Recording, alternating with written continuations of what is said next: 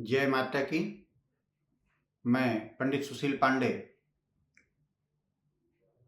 आज हम आप लोगों के बीच उपस्थित हैं कृष्ण जन्माष्टमी के व्रत के संदर्भ को लेकर के।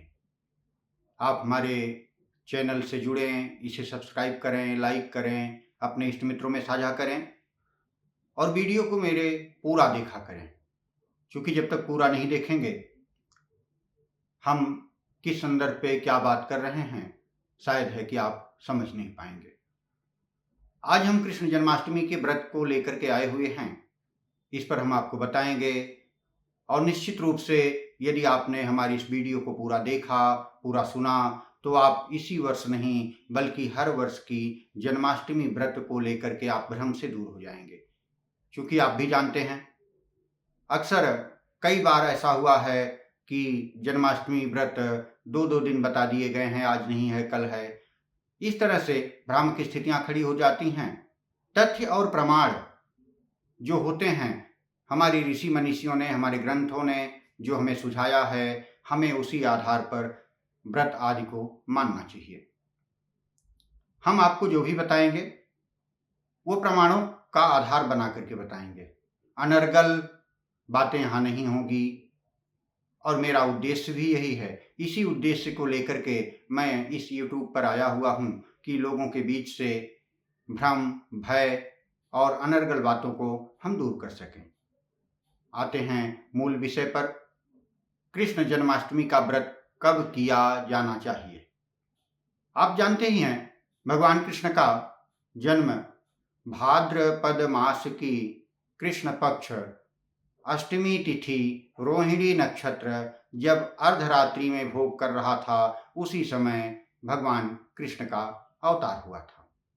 यानी भादों का महीना था, कृष्ण पक्ष था, आधी रात का समय था, अष्टमी तिथि भोग कर रही थी और रोहिणी नक्षत्र भोग कर रहा था, तब भगवान कृष्ण का जन्म हुआ था। तो हमें भी उनका व्रत उसी स्थितियों में करना चाहिए, यानी भादों का महीना हो, कृष्ण पक्ष हो, आधी रात के समय अष्टमी तिथि और रोहिणी नक्षत्र पाई जाती हो।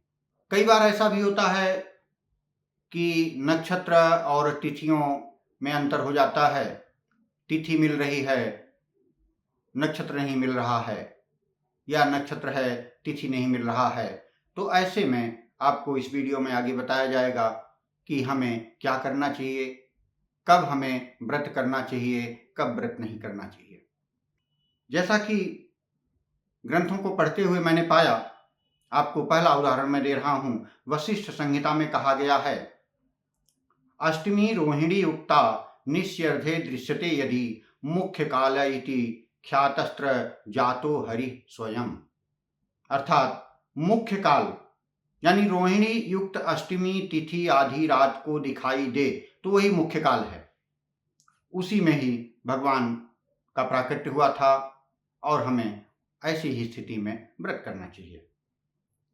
अभी मैंने बताया कि कभी कभी ऐसा होता है कि आधी रात के समय तिथि और नक्षत्रों में अंतर हो जाता है। तिथि मिल रही है, नक्षत्र नहीं मिल रहा है, नक्षत्र मिल रहा है, तिथि नहीं मिल रहा है। तो ऐसी स्थिति में हम क्या करें? ऐसी स्थिति में हमारा निर्णय सिंधु कहता है, कृष्ण जन्माष्टमी निशीथ व्यापनी ग्राह्या, अर्थात अर्धरात्रि के समय व्याप्त अष्टमी तिथि को ही ग्रहण करें।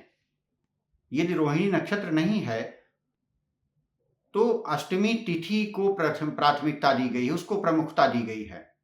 भादों का महीना हो, कृष्ण पक्ष हो, आधी रात को अष्टमी तिथि भोग कर रही हो, उस समय उसी दिन हम व्रत कर सकते हैं। और इसी बात को श्रीमद् भागवत पुराण में भी कहा गया है।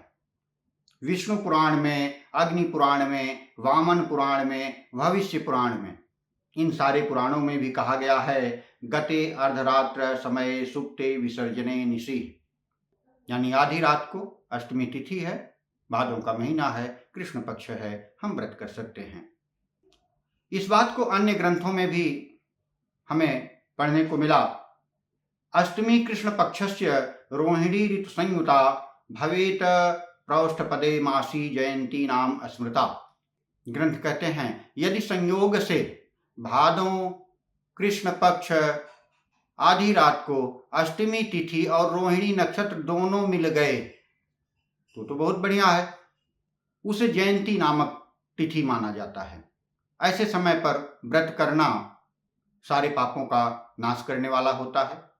लेकिन यदि रोहिणी नक्षत्र नहीं मिल रहा है तो मैं आपको बार बार बता रहा हूं कि ग्रंथों में कहा गया है कि यदि रोहिणी नक्षत्र नहीं मिल रहा है तो उसको न खोजें, लेकिन अष्टमी तिथि आधी रात को निश्चित रूप से होनी चाहिए। जिस दिन वह है उस दिन आप व्रत करें। आगे एक ग्रंथ में और हमें मिला, कृष्ण अष्टम्यां भवेदत्र कलैका रोहिणी यदि जयंती नाम सा प्रोक्ता उपोष्या प्रयत्नतः। कृष्ण पक्ष की अष्टमी में यदि एक कला भी रोहिणी नक्षत्र हो तो उसे भी जयंती माना जाएगा और उसी दिन व्रत उपवास आदि किया जाता है।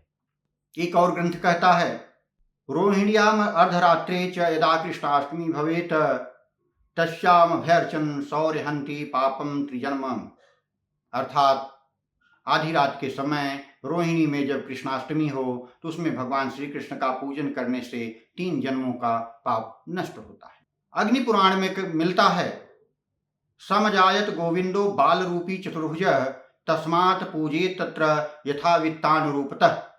आधी रात को रोहिणी के संयोग में बाल रूपी चतुर्भुज गोविंद उत्पन्न हुए थे, अतः इसी समय में अपने वित्त के अनुसार उनका पूजन अर्चन व व्रत आदि करना चाहिए। अब इस वर्ष बड़ा अच्छा संयोग बन रहा है।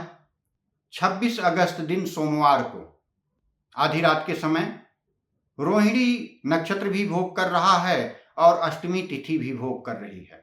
यानी 26 अगस्त दिन सोमवार को भाद्रपद मास कृष्ण पक्ष की अष्टमी तिथि और रोहिणी नक्षत्र दोनों आधी रात को भोग करते हुए पाए जा रहे हैं। अतः यह निर्विवाद रूप से सिद्ध होता है कि 26 अगस्त दिन सोमवार को ही कृष्ण जन्माष्टमी का व्रत किया जाएगा। न 25 को किया जाएगा न 27 को किया जाएगा। गृहस्थों के लिए 26 अगस्त को कृष्ण जन्माष्टमी का व्रत किया जाना चाहिए। और इस वर्ष तो संयोग से अष्टमी तिथि के साथ साथ रोहिणी नक्षत्र भी मिल रहा है। यदि रोहिणी नक्षत्र न भी मिल रहा होता तब भी अष्टमी तिथि को ध्यान में रखते हुए व्रत किया जाना चाहिए और किया जाता है। इस वर्ष जैसा अभी आपको मैंने वीडियो में बताया कि जयंती नामक योग बन जाता है, तो इस वर्ष वह जयंती नामक योग भी बन रहा है। इसी जन्माष्टमी को नहीं, आप प्रत्येक जन्माष्टमी को, किसी भी वर्ष की जन्माष्टमी को आपको व्रत रखना हो तो आप बस इतना देखिए कि भादों का महीना हो, कृष्ण पक्ष हो, अष्टमी तिथि जिस दिन अर्धरात्रि में भोग कर रही हो, निश्चिंत होकर के उसी दिन आप कृष्ण जन्माष्टमी के निमित्त व्रत रख सकते हैं। सारे ग्रंथ, सारे पुराण, सारे प्रमाण हमें यही बताते हैं और इससे निर्विवाद रूप से सिद्ध होता है कि भादों मास के कृष्ण पक्ष में अष्टमी तिथि आधी रात को पाई जा रही है तो उस दिन कृष्ण जन्माष्टमी का व्रत किया जाना चाहिए। और यदि संयोग से रोहिणी नक्षत्र भी मिल जा रहा है तो वह तो और अच्छा है, उस दिन जयंती नामक योग बन जाता है। लेकिन फिर भी मैं आपको बता रहा हूं कि यदि 1 सेकंड के लिए, कई साल ऐसा भी होता है कि नक्षत्र नहीं मिलता, यानी तिथि और नक्षत्र दोनों एक साथ नहीं मिलते, ऐसे में प्राथमिकता आपको तिथि को देनी चाहिए। यही हमारे ऋषि मनीषी, हमारे ग्रंथ यही कहते हैं। इसलिए निर्विवाद रूप से यह सिद्ध है कि इस वर्ष कृष्ण जन्माष्टमी का व्रत 26 तारीख दिन सोमवार को किया जाएगा। आशा करते हैं कि कृष्ण जन्माष्टमी व्रत के बारे में आप बिल्कुल पूरी तरह से आपको मैं समझा पाया होऊंगा। और यदि आप मेरा वीडियो ध्यान से सुने होंगे तो निश्चित रूप से इसी वर्ष नहीं, प्रत्येक वर्ष की जन्माष्टमी के व्रत को करने के लिए आपको किसी तरह से कोई भ्रम नहीं होगा। आप स्वयं देख सकते हैं पंचांग में अष्टमी तिथि आधी रात को है, आप व्रत कीजिए, कोई भ्रम नहीं। भगवती आपका कल्याण करें। जय माता की।